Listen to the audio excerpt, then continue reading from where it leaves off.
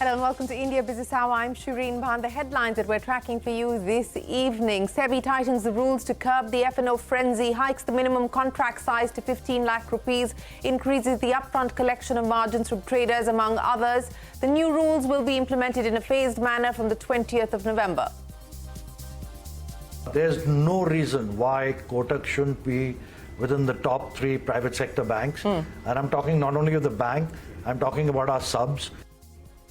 Kotak Mahindra Bank is aiming to be among the top 3 private lenders by 2030, says the CEO Ashok Vaswani. Adds the bank is in touch with the Reserve Bank on a weekly basis and vows to emerge stronger out of the RBI's embargo. That's an exclusive. Israeli soldiers enter southern Lebanon hours after its army announced a limited ground operation against Hezbollah. Israel warns Lebanese citizens against traveling in southern Lebanon. Hezbollah says it has targeted Israeli troops across the border. Explosions are heard in Tel Aviv. Brent crude briefly drops below $70 a barrel as demand fears outweigh supply concerns. Oil prices are down 17% in the last 3 months. Gold prices up 13% since July, the best quarterly gains in 4 years. Bajaj Auto and TVS Motor report strong sales growth in September. Bajaj closes the gap with Ola Electric in the electric scooter race. Car sales threw up a mixed bag. Tata Motors reports a 9% decline, but M&M and Toyota beat estimates. The Reserve Bank warns gold loan financiers of regulatory action after spotting several irregular practices. The regulator gives lenders 3 months to set things in order.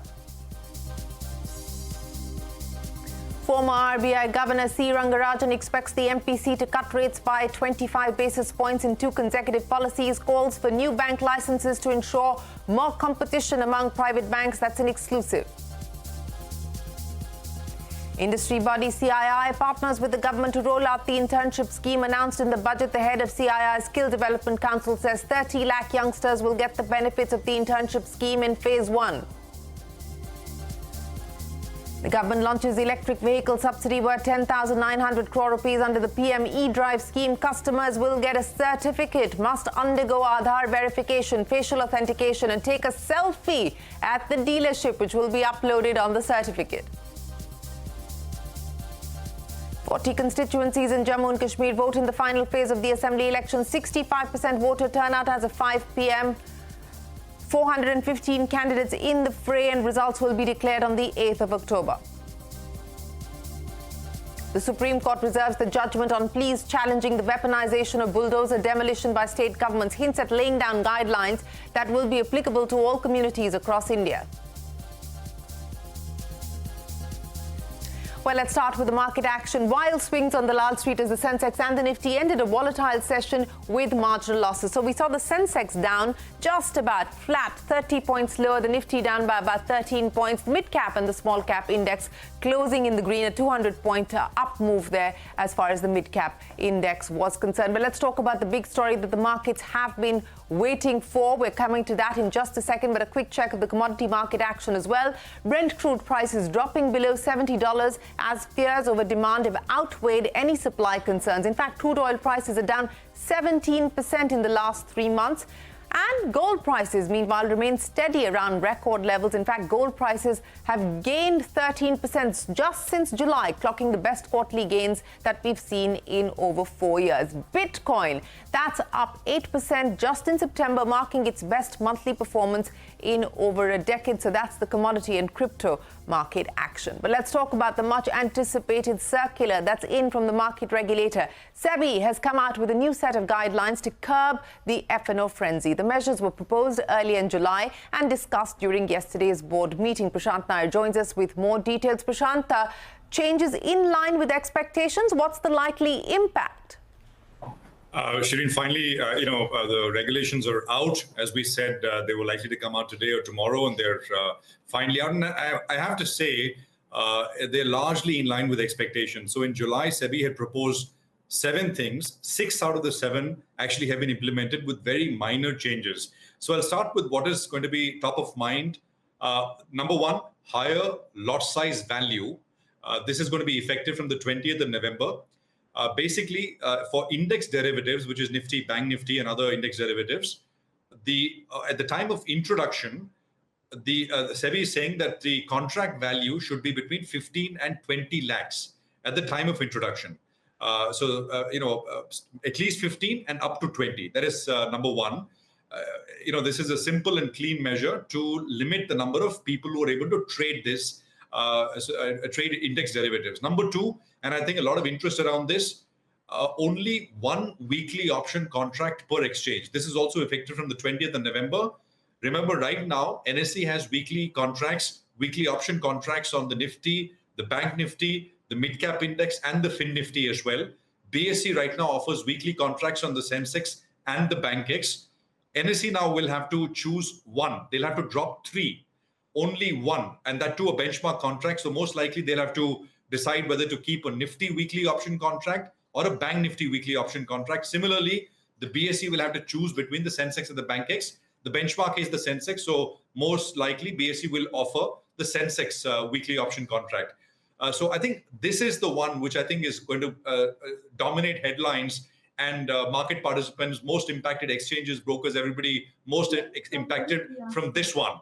Number three, intraday positioning, monitoring of position limits. This is effective from the 1st of April 2025. Currently, position limits are monitored on an end-of-day basis. Now, this is to be done on an intraday basis. Remember, the limit which was set, I think in 2020 during COVID period, was 500 crores based on notional value of trades. So this was monitored, but at the end of the day, now they're saying it has to be done on an intraday basis. Lots of feedback in terms of how this is going to be finally implemented. There is time, as I said, only effective from the 1st of April 25. Number four, increase in tail risk coverage on the day of options expiry, effective November 20th. Basically, if you are carrying a position or if you take a position on the day of expiry, all existing positions on the day of expiry, old and new, will attract an extra ELM, which is extreme loss margin of 2%. So this is number four. Number five and number six are pretty straightforward. Number five is upfront option premium, effective 1st of February 2025. And number six, removing the expiry day calendar spread benefit, which is also going to be effective from the 1st of February. So I think these are the six changes which SEBI has implemented, largely in line with expectations. But I think the lot size increase and the fact that SEBI is limiting weekly options contracts to one per exchange will attract maximum amount of discussion and debate in terms of what this does for market volumes, exchange volumes, and what this does to market intermediaries as well. Back to you. Right, Prashant, very quickly before I let you go, a lot of comments coming in, a lot of questions and queries coming in from the viewers as well on our social media handles asking about the impact and the implications. Just in the near term, from a market perspective, you've probably been speaking with experts. What's the impact likely to be on the markets when we open tomorrow? Shireen, so through the course of the day, we spoke with lots of market participants. Markets are prepared for this. I mean, we put out the story in the morning that this is to be expected very soon, that this is imminent. There was some expectation in some quarters, and we had clarified yesterday as well that this was not to come up along with the board meeting. And we said that, well, this is going to come soon this morning. So I think this is widely advertised. And the fact that what has been done is largely in line, actually mostly in line with what was proposed in July, I think does not come as a shock or a surprise. And also the important point is this is being done in a phased manner. It's not as if everything is being implemented by the end of the month or from a certain date. I mean, there's November 20th, there is April 1st, there is February 1st, all the way into 2025. I think that also kind of eases the impact a little bit. But I think the 2 points actually.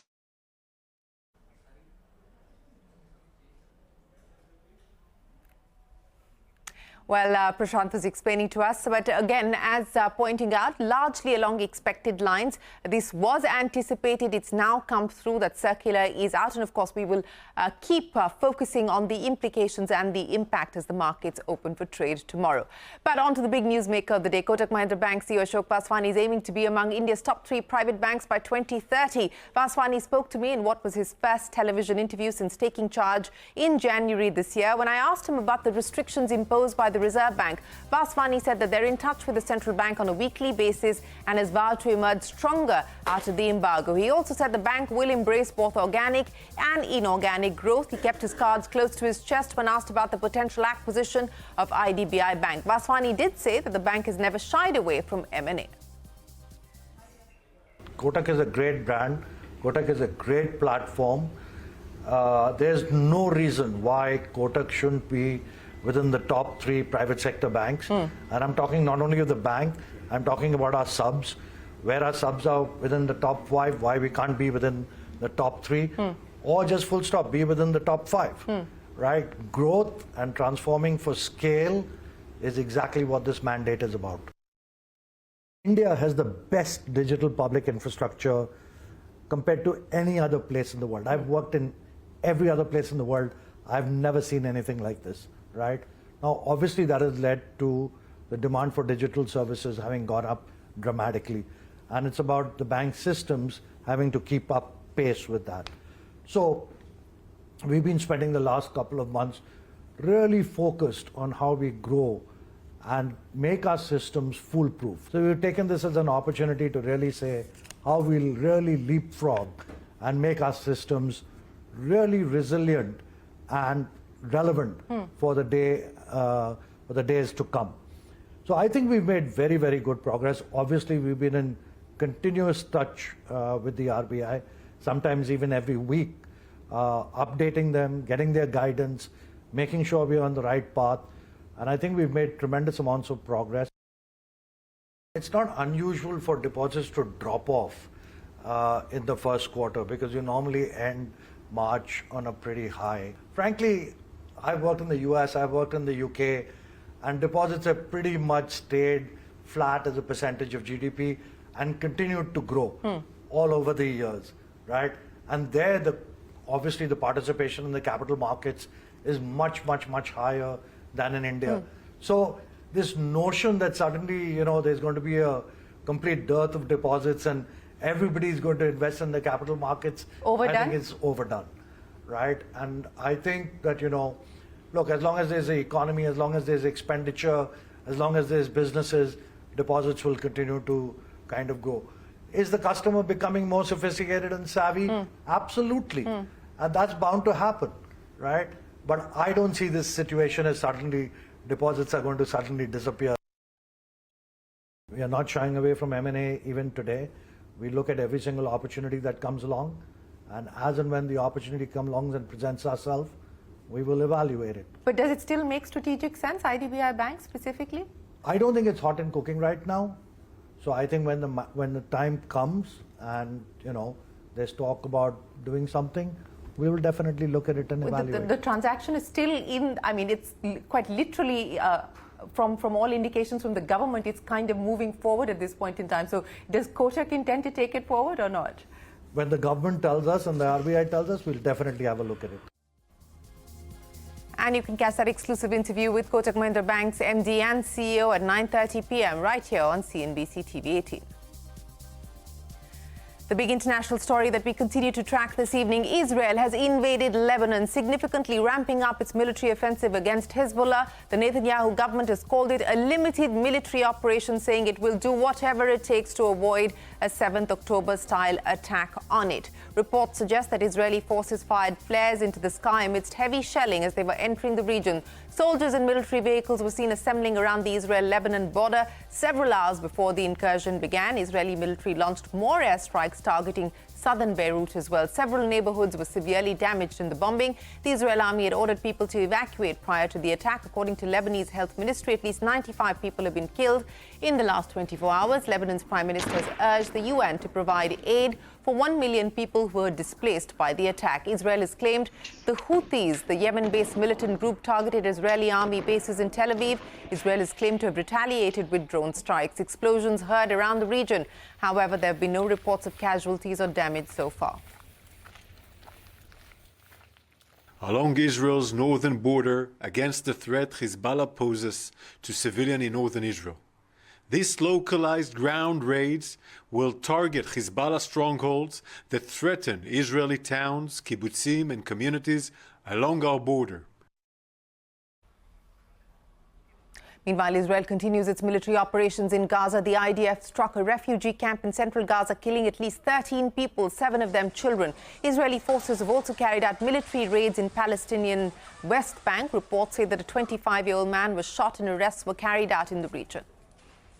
And here's the latest on the Russia-Ukraine conflict. Ukraine said at least 7 people were killed after Russian forces struck a marketplace in Kherson, located in the country's eastern region. Russia has claimed it has captured a village in the eastern front line in what comes as a sign that Kremlin will ramp up its war efforts. Russia stated it will increase its defense spending by 25% to 13.5 trillion ruble in 2025. This will be the highest defense spending by Russia to date.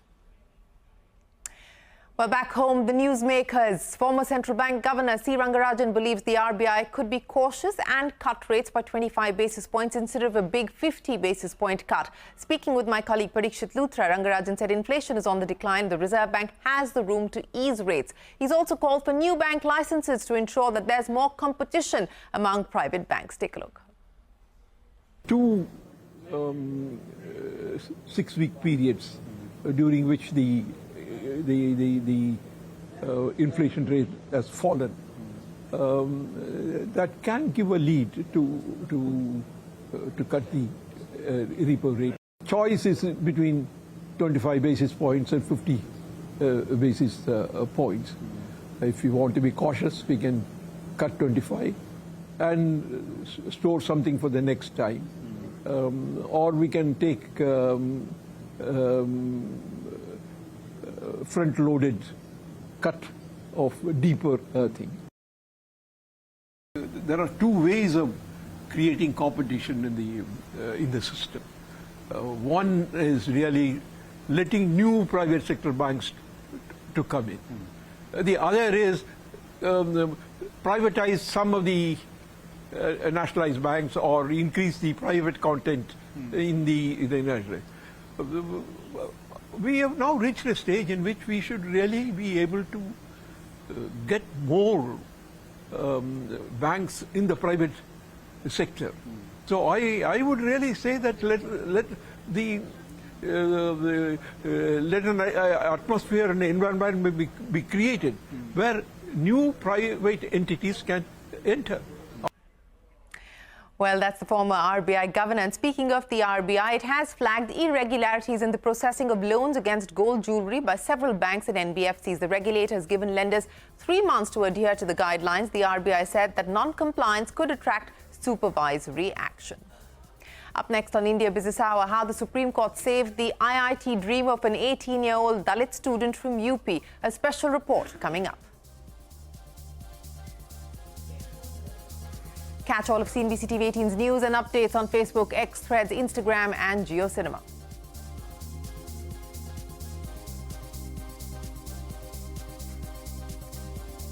The Supreme Court has reserved the judgment on pleas challenging the weaponisation of bulldozer demolition by states. The apex court has hinted at laying down guidelines that will be applicable to all communities across India. Ashmit standing by with more details. Ashmit, what were the key observations made by the court in the matter now that it's reserved its order?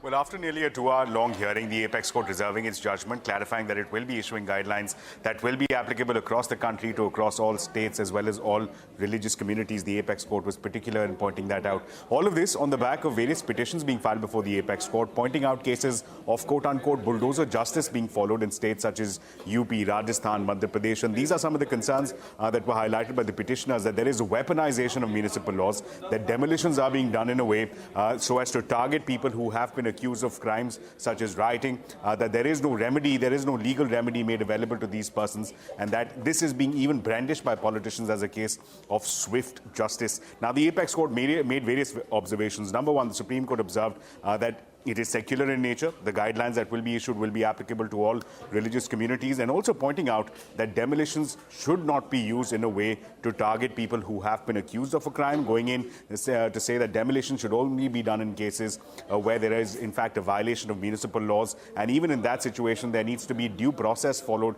which is issuance of, number one, a notice, and then subsequently making a suggestion that even in such cases, after the demolition order has been passed, a 10 to 15-day window is provided provided to the accused. Now, what's important here is that the Solicitor General defending the states of UP, Rajasthan, as well as MP, sought to defend, saying that it should not be colored, this demolition should not be colored as a religiously motivated exercise, but rather the apex court should be careful that the guidelines should not in any way take away powers of the municipal board, of the municipal administrative bodies, and also importantly should not take away, should not give undue benefits to what the Solicitor General called were serial encroachers. So that's the word of caution coming in from the Solicitor General. All eyes now on the apex court as it gets set to deliver its judgment. All right, Ashmit, many thanks for joining us. GST collections in the month of September declined marginally to 1.73 lakh crore rupees compared to the previous month. However, collections for the month grew 6.3% compared with last year. This is the second month of a single-digit rise in collections and the lowest pace of growth that we've seen in 39 months. Meanwhile, GST collections from April to September in FY25, 9.5% higher than the year-ago period. From GST collections to auto sales, Bajaj Auto and TVS Motor reported strong sales growth in September. The electric two-wheeler market share for Bajaj Auto has increased to 21.4%, while Ola Electric's market shares dropped to 27.6%. Car sales threw up a mixed bag. Tata Motors reported a 9% decline. M&M and Toyota, though, have seen strong growth, beating estimates.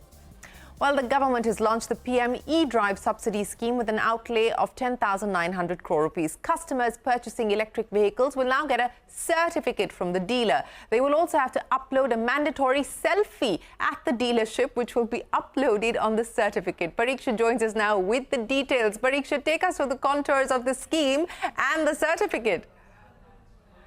Customers buying electric vehicles in the country will now get a certificate which prominently displays that they are getting a subsidy from the central government under the PM e-Drive scheme. The certificate will prominently display the image of the Prime Minister, the name of the buyer, the photograph of the buyer, the name of the OEM and the name of the customer buying the vehicle. All of this is being done to ensure the last mile user knows they are getting subsidy support from the government. There was a feeling within the government corridors that thousands of crores have been rolled out to customers in subsidies, but the end users don't really know that they are getting financial support from the government. And that is why the government has thought about rolling out these e-vouchers or certificates mandatorily so that the customers know that they are getting a subsidy from the Ministry of Heavy Industries under the PM e-Drive scheme. So what happens when the customer now goes to buy an electric vehicle? The dealer will carry out an e-Aadhaar based KYC authentication through a mobile app. The next phase will be facial authentication. In fact, facial authentication is perhaps the first time being used in any government scheme. Then a mandatory selfie has to be taken. Every dealer will have a selfie booth where this photograph will be taken, and the selfie along with the e-voucher in a colored form will have to be uploaded on the PM e-Drive portal. Then a certificate will be issued to the buyer. All of this will take about 5 minutes, and this is what dealer sources tell us. All right, Parikshit, many thanks. Now, the CII said it's working with the Ministry of Corporate Affairs on the portal for the Prime Minister's internship scheme. The scheme announced in the Budget 2024 aims to provide internship opportunities to 10 million youth over the next 5 years. CII has also said that it's been working with companies to develop an action plan for their participation in the internship program. Speaking with CNBC TV 18, Aditya Ghosh has said that the idea is to provide internships to 30 lakh youngsters in phase 1. Take a look. Initially in phase 1, which is for the first 2 years, the idea is to have about 30 lakh youngsters go through the internship. And in the balance 3 years, another 70 lakh youngsters, making it to a total of 1 crore young Indians who will go through this internship. So that's how, these two will be phased. But I think what's important is just the way, it's been structured, where 50% of it can be classroom, 50% has to be hands-on training, so that, our young Indian youth can get really, skills that will help them in their jobs on their very kind of first day. Well, that is a budget announcement that is now being operationalized. 18-year-old Dalit student Atul Kumar's IIT dreams were almost crushed. His father, a daily wage labourer, had failed to meet the fee submission deadline by just a few minutes. But a timely intervention from India's highest court has given wings to Atul's dream. The court used its extraordinary power mandated by the Constitution and directed IIT Dhanbad to admit the student. Santya Gora and Binesh Pawar with this story on the apex court's gesture and how it's given Atul Kumar's career a new lease of life. Atul Kumar, an 18-year-old Dalit student from Titora village in Muzaffarnagar, faced what seemed to be an insurmountable obstacle after cracking the prestigious JEE advanced exam on 26th of May 2024. Despite securing admission to IIT Dhanbad, his family's financial situation made it impossible to pay the required 17,500 rupees fee on time. जी मैंने अभी 2024 में JEE advance दिया था.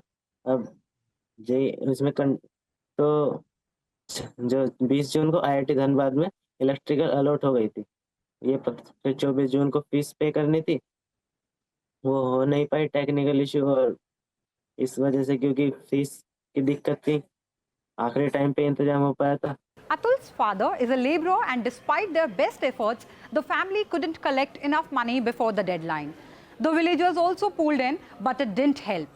The young student's dream of becoming an engineer appeared to be slipping away. Atul had almost given up hope when his senior at the coaching center suggested that he approach the courts. उनको knowledge थी इस बारे में कि ऐसा एक case पहले हुआ था जिसमें सुप्रीम कोर्ट से उन्हें राहत मिल गई थी. लगभग सेम सिचुएशंस थी उनकी भी. वो प्रिंस जयबीर सिंह का केस था, वो 2021 में हुआ था. उसमें लगभग सेम ऐसा ही था. The Supreme Court acknowledged Atul's hard work and extraordinary potential, directing IIT Dhanbad to admit him to the electrical engineering course. Atul's parents are overwhelmed with joy. They say they are immensely grateful to the Supreme Court and everyone who supported them in their time of need. 4 बच्चे हैं मेरे, चारों के चारों होनहार है. किसी कभी भी ऐसा नहीं लगा हाँ ये पढ़ नहीं रहे या इन्हें डांट पड़ रही है, कभी नहीं धमकाया भी. एक बार भी ऐसा नहीं कहा ना हाँ भाई तुम पढ़ लो, खुद से ही पढ़ते हैं. Atul's father, who works as a labourer, always dreamed of a better future for his children. With one son already studying at IIT Kharagpur and another at NIT Hamirpur, Atul's journey has become yet another success story in this family. जैसे भैया बने थे engineer, तो उन्हीं को देख के inspire हुआ और ये कि इंजीनियरिंग लाइन में ही जाना है, ये निर्णय कर लिया था. Thanks to this landmark judgment, Atul is ready to begin his journey at IIT Dhanbad, proving that no obstacle is too big when hard work meets opportunity. Well, here's wishing Atul the very best of luck. And with that, it is time for us to wrap up this edition of India Business Hour. Thanks very much for watching. The news will continue right here on CNBC TV 18.